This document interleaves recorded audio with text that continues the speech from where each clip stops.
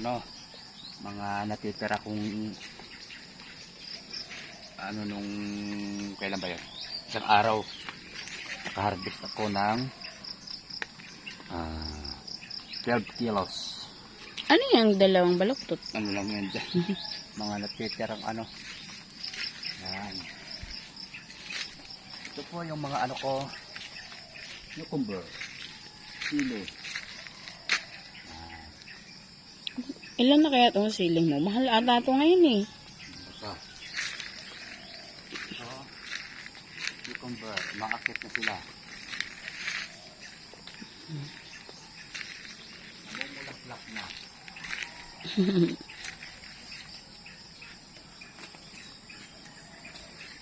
Ito ay iaano ko kay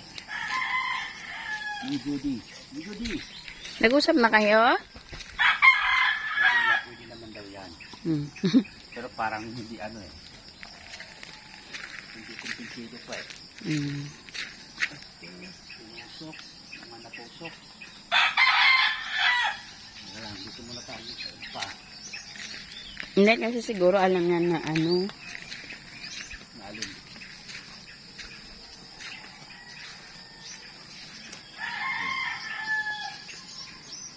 Baka dumiretso dito. Wala pa.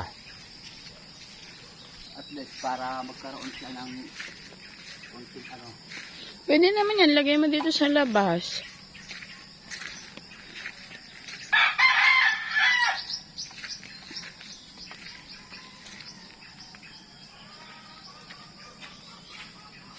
Ito pa, ito pa.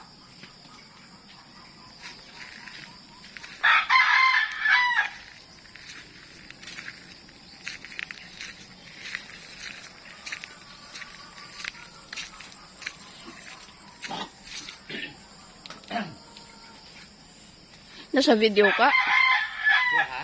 Ha? Pero si Dung Nilmar, ano siya, isang peraso lang daw.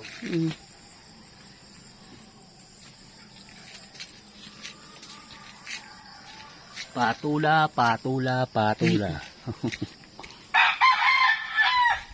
Baw, parang may ano pa ako, pulling green.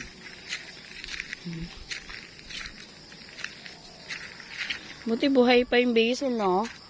Yung basil na isa, nagbuto na.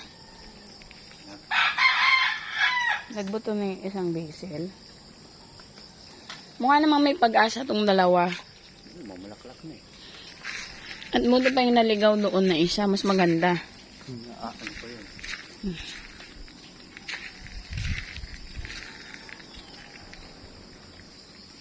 Naalagaan ko yan. Sayad na yung isang ano doon, no? Inaburungan ko to eh. Sili na yan eh.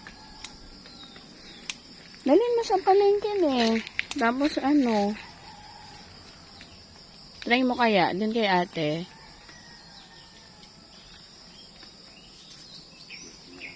Kunti lang naman yan.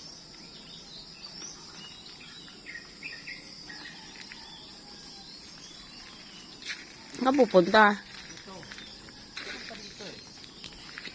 Hindi ako makadaan.